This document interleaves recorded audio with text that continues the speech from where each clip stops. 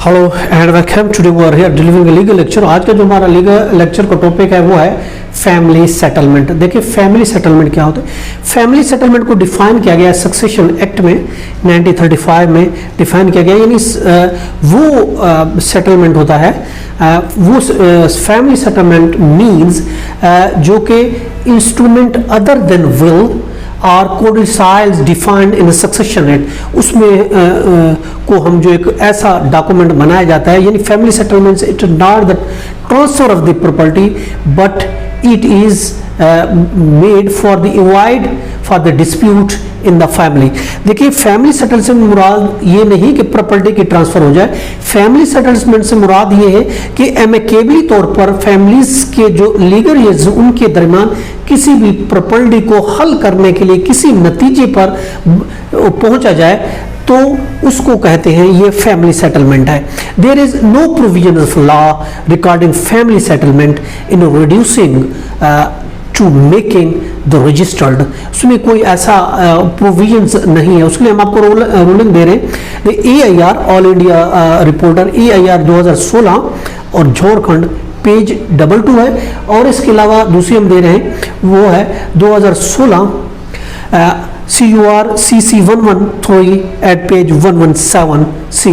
और बेसिकली देखें जो इंसेस्टर प्रॉपर्टी होती है, अबाव इजदाद की प्रॉपर्टीज होती है, इंसेस्टर प्रॉपर्टी, उस प्रॉपर्टी को तकसीम करना का नाम एक किस्म का फैमिली सेटलमेंट के जरिए, फैमिली की रजामंदी के जरिए कि अबाव इजदाद की ये प्रॉपर्टी थी, ये फैमिली प्रॉपर्टी थी, इसको हम किसी तरीके से सेटल्ड कर लेते हैं। सेटल करने के लिए उसको कहा जाता है ये फैमिली सेटलमेंट है। यानी उसकी कागजात के रजिस्ट्रेशन जरूरी नहीं है, ऐसी एक सेटलमेंट तैयार की जाती है फैमिली के बीच में, गुडविल तरीके थे, आउट ऑफ द कोर्ट तैयार किया जाता है कि ये प्रॉपर्टी थी, आपको ये वाली दे रहे हैं, आपको ये वाली दे रहे हैं, आपको ये वाली दे रहे हैं, तो आपको इतना हिस्सा अपने, तो ये आपस में म्यूचुअल अंडरस्टैंडिंग थे, एक सेटलमेंट होती है, that is called the family settlement. आम हालात में जब फीमेल या कोई मेल उसकी डेथ होती है तो उसकी जायदाद जो है वो कानून के तहत, शरीय कानून के तहत एज पर लॉ उसकी तकसीम होती है, उसकी डिवीजन होती है। जहां फैमिली सेटलमेंट होगी वहां कोर्ट के लिए जरूरी होगा कि उस सेटलमेंट जो फैमिली के दरमियान जो सेटलमेंट हुई है उसको देखे कि किस तरीके से। उसकी रूलिंग 2005 है, CLJ पेज 709 है। और इसका मकसद क्या होता है? फैमिली सेटलमेंट का बेसिकली मकसद ये होता है कि जो डिसीज है, जो मुतवफ़ी है, उसकी जायदाद को फैमिली मेंबरान्स के दरमियान गुडविल के तरीके से तकसीम करना है ताकि मुस्तकबिल में कोई किसी भी किस्म का डिस्प्यूट ना रहे।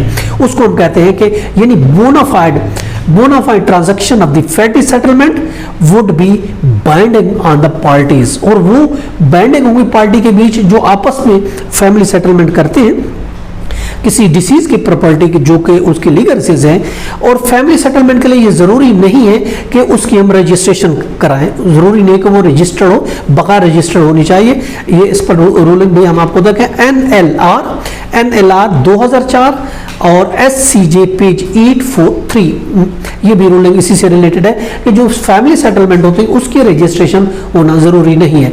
और इसके अलावा 2004 SCMR पेज है 126, ये सुप्रीम कोर्ट की रूलिंग है। और इसके अलावा 2004 SCJ पेज 843, इस पे भी यही कहा गया है कि फैमिली सेटलमेंट के लिए जरूरी नहीं है कि उसको रजिस्टर्ड कराया जाए। फैमिली सेटलमेंट अगर वो अगर मुस्लिम है तो इस्लाम के इंजेक्शन के खिलाफ वो नहीं होनी चाहिए, और इस्लामिक लॉ भी इस चीज़ की, अगर पार्टीज मुस्लिम है तो इस्लामिक लॉ भी इस चीज़ की इजाज़त देता है। अगर नाम मुस्लिम है तो ऑफ कोर्स अल्लाह उसकी इजाज़त देता है, कोई भी है चाहे मुस्लिम है या नाम मुस्लिम, तो इजाज़त देते हैं कि इस अपनी प्रॉपर्टी को फैमिली सेटलमेंट के जरिए इस मसले को हल किया जाए। रूलिंग में 1989 लॉ नोट्स है पेज 857 है। तो ये फैमिली सेटलमेंट होती है जो लीगल ईयर्स के दरमियान अगर प्रॉपर्टी छोड़ जाते हैं तो फैमिली जो आपस में डिसाइड करती है किसी डिस्प्यूट से बचने के लिए, उसको कहते हैं फैमिली सेटलमेंट। ये तो आज का टॉपिक, इसके साथ इजाजत दीजिए। Have a nice day. Allah हाफिज़।